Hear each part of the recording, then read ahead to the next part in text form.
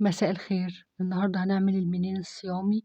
بجد طالع تحفة، طعمه زي البسكويت بالظبط، هيعجبك جدا.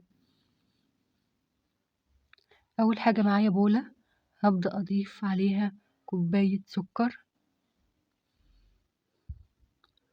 على كوباية مية ونص كوب زيت ذرة، وهضيف عليهم كيسين فانيليا،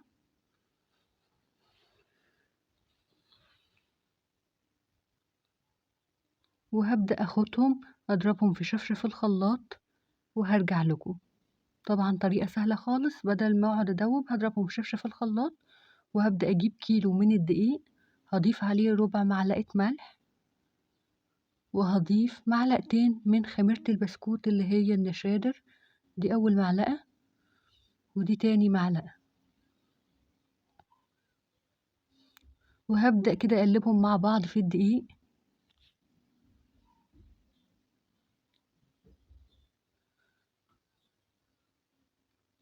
ووزعهم كده كويس مع بعض في الدقيق،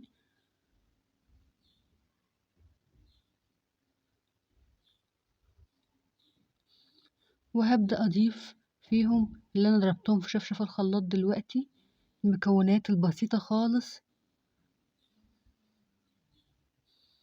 وهبدأ ألم كده في العجينة. هعجن كده بس ببساطة، يعني هي مش بتحتاج عجن كتير.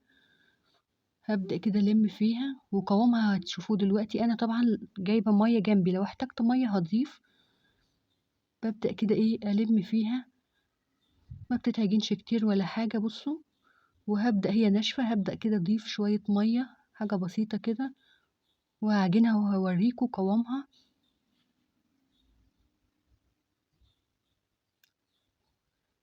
بصوا قوامها كده.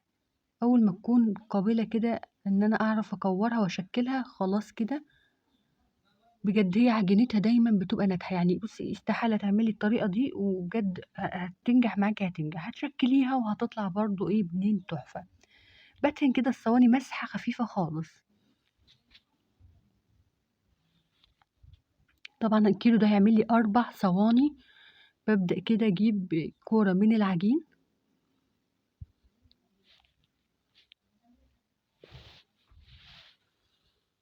وأبدأ بين إيديا كده. بصوا بين إيديا بالشكل ده كده، تشكيل مفيش أسهل من كده.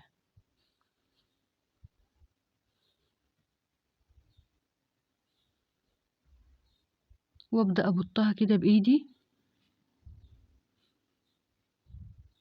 وبعود عندك أو بنشابة بتبدأي ترفعي سمكها، لأن هي أنت بتدخليها كده زي ما بقولك في سمك كده رفع البسكويت اللي بتعمليه، لأن هي بتخش في الفرن بتزيد بتنفش طبعا من خميرة النشادر، البسكوت بتاعت النشادر.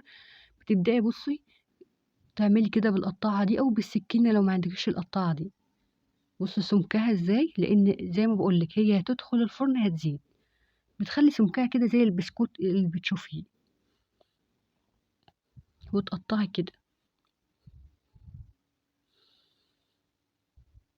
طبعا انا هقولك طريقة التسوية اللي بتخلي كده المنين دايب وتحفة، بقولك بجد بيطلع زي البسكويت. بصوا، وهبدأ بقى اضيفها في الصواني بتاعتك، تضيفي كل الكمية بنفس النظام. دي سادة، انا هعمل بالسمسم دلوقتي. طبعا هعمل صينيتين كده وصينيتين كده. ببدأ اخد كرة عجين كده بعملها بين ايديا كده. احلى حاجة في طريقة المنين دي ان هي ما بتاخدش تخمير ولا اي حاجة. بجد طريقة سهلة خالص وبسرعة بتعمليهم، يعني في وقت سريع كده بتعمليه. كمان المقادير في صندوق الوصف. بصوا بترفعي السمك كده زي ما بقولك، لان هي هتخش الفرن هتزيد. وابدا كده اشيل الاطرف. عايزه اقولك كمان تابعي الفيديو للاخر، لان انا جامعه طريقه الكوفي ميكس اتطلبت مني. طريقه الكوفي ميكس هتلاقوها في اخر الفيديو. تابعي كده الفيديو للاخر وهتلاقيه على طول في الاخر. طريقه الكوفي ميكس بجد طريقه حلوه خالص وسهله جدا، بس تابعي الفيديو للاخر. وابدا اضيف السمسم كده. أنا باضيف السمسم قبل ما أحطها في الصواني، علشان السمسم اللي يقع في الصينية هنا برضه باخده تاني وأضيفه في المنين اللي بعديهم اللي بعديه وكده، وأطبطب عليه كده طبطبة عشان إيه يمسك كده إيه في المنين. وأبدأ بعد ما أعمل كده طبعًا هاضيفه في الصواني بالشكل ده، بتكون إيه السمسم كده ماسك فيها وباضيفها في الصينية. كل الصواني هاعملها بنفس النظام طبعًا، وأبدأ أسوي وبادخّل على الشبكة نار متوسطة وبيطلع بالشكل ده. ده السادة، ده المنين السادة اللي ما فيهوش سمسم، بجد طالع كده تحفة زي البسكويت. هاوريكم كمان اللي بالسمسم طالع بجد تحفة، حاجة سهلة وسريعة خالص. وبجد يعني إيه، عايزة أقول لكم إن هو هَش كده، هاكسر واحدة قدّامكم قد إيه هي دايبة وهشة وحلوة خالص، أتمنى تجرّبيه. وهاسيبكم بقى مع طريقة الcoffee mix هتيجي دلوقتي، تابعوها وأتمنى تضغطي لايك للفيديو.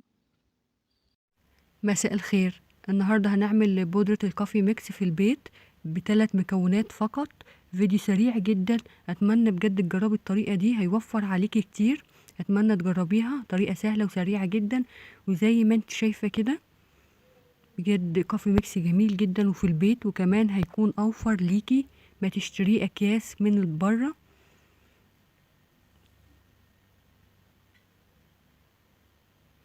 معايا نص كوب كريم شانتيه، هضيف عليه نص كوب لبن بودرة،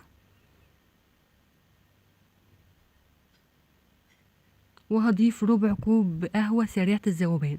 طبعا هي تنفع بالقهوة العادية بس هتكون مش بتدوب بسرعة، فطبعا تجيبي قهوة سريعة الذوبان ربع كوب بس، وتبدأي تقلبيهم كده مع بعض. بجد طريقة سهلة وبتطلع لك نتيجة زي ما انت هتشوفي دلوقتي. انا قلبتهم كويس كلهم كده ببعض بالمعلقة، بتديك على طول شكل بودرة الكافي ميكس زي ما انت شايفة كده. كمان دلوقتي انا بغلي مية على النار علشان هنعمل كوباية كافي ميكس مع بعض دلوقتي. هتبدأي كده تضيفي معلقتين كافي ميكس،